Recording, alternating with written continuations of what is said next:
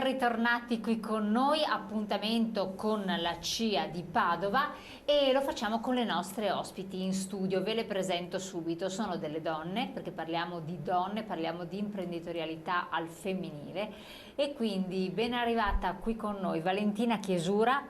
Le terre del fiume, è un'imprenditrice agricola, fare impresa in città. È vero o no Sì, questo? Quindi una bella sfida. sì, decisamente. Decisamente, decisamente una bella sfida anche per Carla Favarin, grani antichi, corte assunta, panificati con grani antichi e non soltanto, perché scopriremo quindi un'imprenditorialità creativa, innovativa, insomma c'è tanto da dire. Vogliamo quindi raccontarvi delle storie, perché? Perché le donne hanno queste capacità poliedriche, si cimentano in tantissime attività.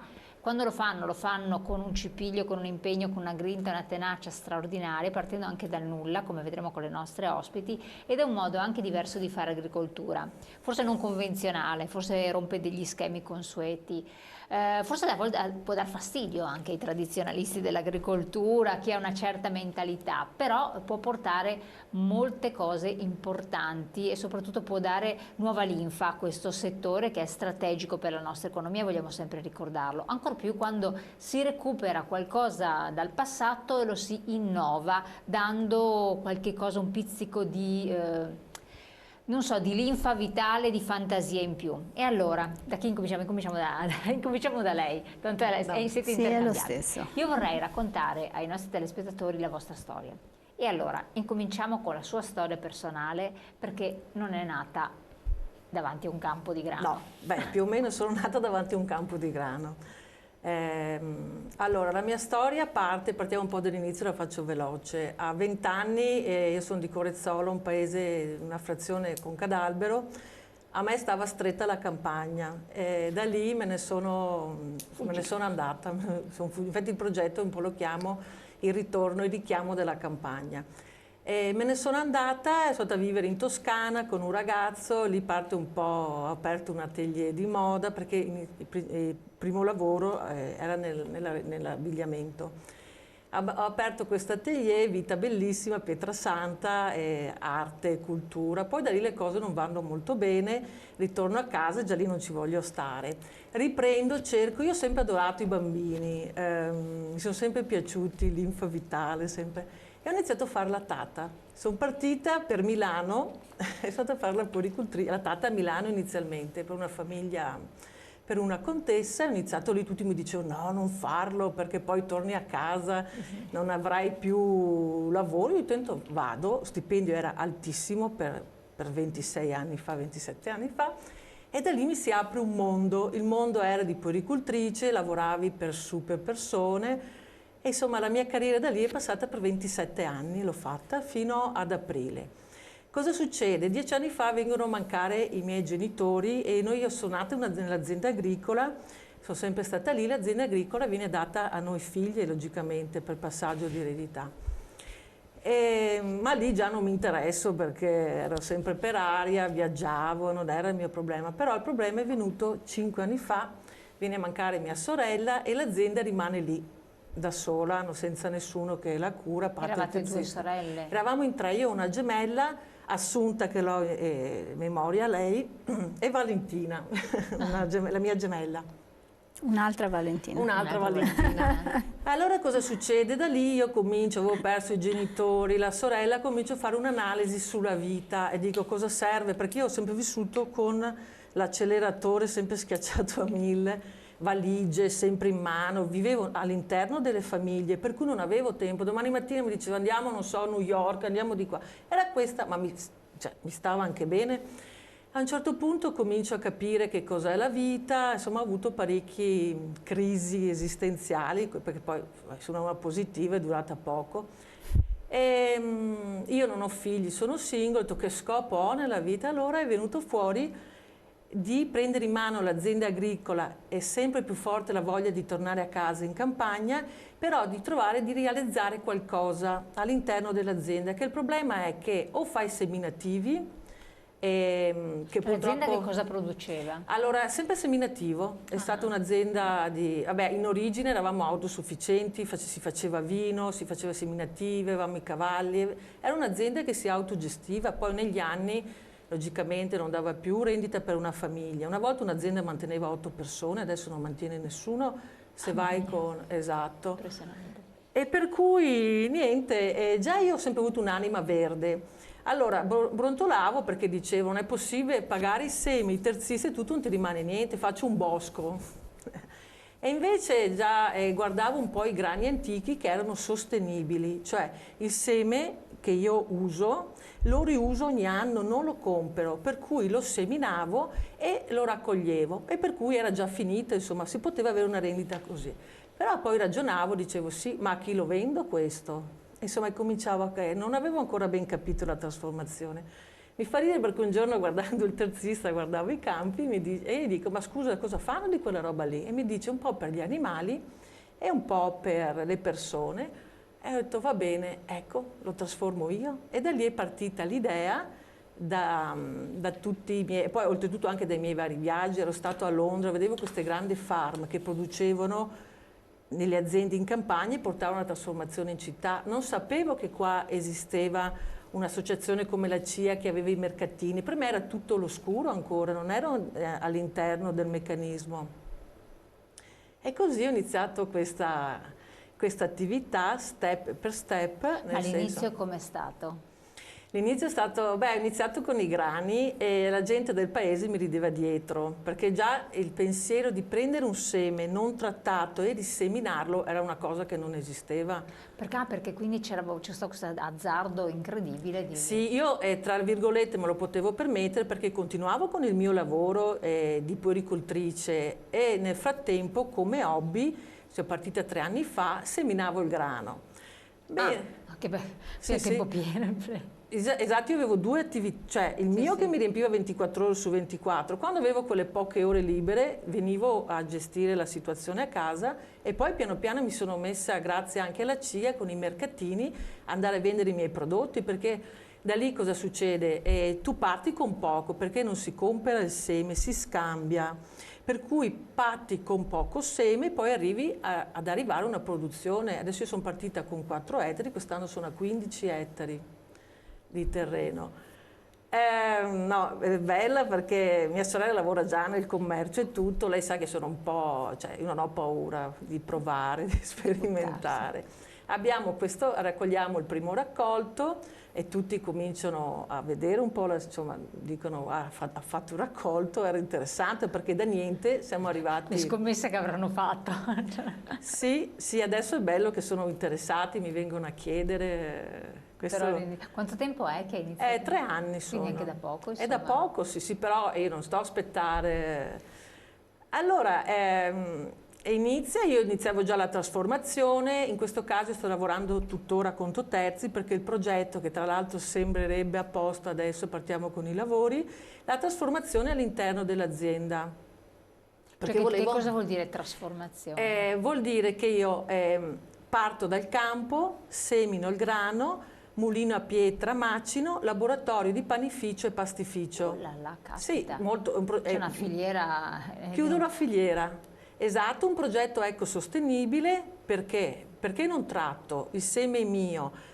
L'unica, diciamo tra virgolette, pattumiera che faccio è un 10% di crusca e cruschello, perché faccio una farina semi-integrale che è un buon compromesso di crusca e lo do agli animali, per cui non produco pattumiera. E anche questo era una cosa che volevo alla fine, dare una mano anche alla terra, perché come vediamo non siamo tanto...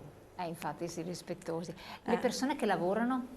Allora, attualmente solo io, ho tutti dei collaboratori esterni, perché ho il mulino che mi macina e mi fa la pasta, ho un panettiere fantastico, Buratin, che lui è nato con la mia farina perché a 70 passani ha iniziato a fare il fornaio, aveva 10 anni, se la ricordava, perché parliamo di una farina che ha pochissimo glutine, va da un 80 a un 120 e al giorno d'oggi i panettieri, dico, insomma, sono abituati con farine di forza, cioè, Cosa vuol dire farina di forza? vuol dire Cioè che non lievita, risalta. esatto, qui una farina che lievita abbastanza veloce e un pane che lievita abbastanza velocemente, è un lavoro, tra virgolette, potrebbe essere anche più semplice rispetto a quello di una volta. E lui se la ricordava, io qualsiasi prodotto che gli do è fantastico. Lui fa il miracolo. Sì, in effetti riscontro, cioè, la gente piace. Il prodotto che ne esce, che cos'è? Allora, io sono insomma, abbastanza, tantissimi. Cioè, adesso faccio la pasta secca, dai rigatoni alle caserecce, insomma, pasta secca. Faccio il pane, faccio delle pagnotte che rispecchia l'azienda agricola, perché non faccio pagnottine e stare lì a lavorare, non ha senso. E poi lì le pagnotte magari le faccio con, non so, le noci, i fichi, in base alla stagione. Poi faccio delle rosegote, cerco di fare dei prodotti abbastanza del territorio, perché dico ormai fanno tutto tutti, e adesso entro con la pasta fresca. Tutto, cioè, con la farina, se uno guarda, fa di tutto. Noi mangiamo talmente tanta farina che effettivamente potremmo. Ma come ha funzionato il sistema del marketing del cliente? Allora, marketing, cioè, dove faccio siete? tutto io però, sì. Allora, ho iniziato, ho Facebook, non ho ancora un sito perché per me purtroppo è abbastanza statico. Io vado nel campo Facebook, ho Instagram. E cosa faccio? Faccio sempre vedere quando si semina il grano com'è, insomma tutta la filiera di quello che succede all'interno, e lo pubblico. E poi nei mercati spiego, faccio diversi mercati, eventi che la gente adesso mi corre dietro. Poi capisce il prodotto, è un prodotto che quando mangi non ti gonfia, ad esempio. È un prodotto che ha anche un bassimo contenuto di zuccheri. Lo sto constatando anche c'era una ricerca sui grani antichi, ma io non lo posso, cioè non si può dire non ti fa salire la glicemia, però ho clienti col diabete che prendono questi prodotti e si trovano bene, quindi questa è una cosa importante. Quindi voi vendete sia in azienda che anche fuori, quindi la strategia Allora, attualmente in azienda no, perché stiamo andando in ristrutturazione, però ho dovuto farlo un venerdì pomeriggio, che poi probabilmente cambierò, e apro in azienda perché andava un sacco di gente a casa. Sì, infatti immagino. Allora ho aperto e ha funzionato, perché io abito veramente in aperta campagna. Nonostante l'aperta campagna. Sì, e poi avevo iniziato a fare anche, ecco, perché ho iniziato a giugno, che la gente venisse a vedere il grano, perché è bellissimo, viene alto 1,80 m, quest'anno era stupendo, altissimo, tutto in piedi, non allettato. Era veramente bello. Tra l'altro io l'azienda, che quando sarà attiva, sarà aperta, cioè, a parte che c'è una rivendita, ma aperta anche che la gente voglia che si renda conto come si fa il prodotto. Infatti, perché si è persa anche questa consapevolezza. Esatto. Abbiamo fatto un percorso che la gente può visitare, ad esempio i mulini. Sono all'interno di una barchessa, perché ho mantenuto un po', come si chiama? Sono le strutture tradizionali. Sì, noi a Corezzola abbiamo la corte benedettina, abbiamo diverse corti benedettine, ho voluto mantenere insomma, l'edificio in base com'è lì l'architettura, e ho fatto questa barchessa con enormi vetrate, che così la gente vede il mulino e la lavorazione. Bello. Ma la vecchia professione? La vecchia professione mi manca tantissimo, ultimamente poi tanto adesso, perché i bambini, io dico sempre ai miei clienti una battuta, ma non vorrei che fosse presa male. Allora, lavorare con i bambini è energia pura. Se lavoravo con i nonni, si sa, no? I bambini è energia pura, loro sono veloci, e infatti io sono molto come i bambini sono veloci, diretti, non stanno ad aspettare. Cioè, sto come un martello pneumatico, nel senso che se vogliono un obiettivo, perché lo raggiungono? Lo raggiungono perché te lo chiedi di continuo, e lo fanno. E poi questo profumino, i capellini, dico, quelli saffini, leggerini, mi mancano, però io avrò 50 figlioli, 60, ogni tanto, sì. Ma quanto, per curiosità, che se non c'entra molto con l'agricoltura, quanto durava il periodo di... Dipende. Allora, io ho avuto tantissimi gemelli, sono una delle tate della storia italiana, ho fatto 6 anni di gemelli prematuri, durava, ma a me è sempre tantissimo, poi da 0 giorni all'anno. A poco, io pensavo fossero No, qualche anno. cioè, sì, no, inizialmente stavo anche fino ai 2 anni e mezzo, però poi i bambini si legavano troppo, anch'io. Io soffro quando lascio i bambini ogni volta, soffrivo, tuttora mi mancano, però i bambini non riescono a percepire questa mancanza, come gliela spieghi? Adesso l'altro giorno ho sentito la mamma dell'ultima bambina, io rimetteva, perché ho seguito la sorellina che adesso ha 2 anni e mezzo, a ottobre ne fa 3 e poi è nata la sorellina, allora questa è impazzita, non so, sono ritornata e si è ricordata di me. Si è restaurato, sono rimasta lì 9 mesi, restaurato un rapporto, la mettevo a nanna e c'era tutti i bambolotti, facevo tutta, non so, il cagnolino, questo, c'era una bambolotta bionda, patatona, questa è la Tata Carla, perché nel mondo del mio lavoro mi conoscono per Tata Carla. E mi ha detto la mamma l'altro giorno che mette a letto tutti i bambini e mette a letto questa e si mette a nanna Tata Carla vicino a lei. Quindi riesce a sopperire. Ma di questo lavoro in agricoltura la prende H24 oppure sì. È diventato impegnativo? Quindi. È impegnativo, sì. Però devo dire anche che a me, mi sento libera adesso in campagna. Prima adoravo il mio lavoro, ma dipendevo sempre da qualcuno, cioè non avevo una vita. Adesso sento proprio la libertà, sto bene, non lo so. E poi qui posso fare quello che voglio, esprimermi. Ecco, la libertà dell'imprenditore agricolo, che tanti imprenditori agricoli invece dicono no, non sei più prigioniero di altri che lavorano per conto terzi perché sei soggiogato ai ritmi della natura che è implacabile, inclemente, non ti sconta nulla e poi se hai degli animali sei schiavo.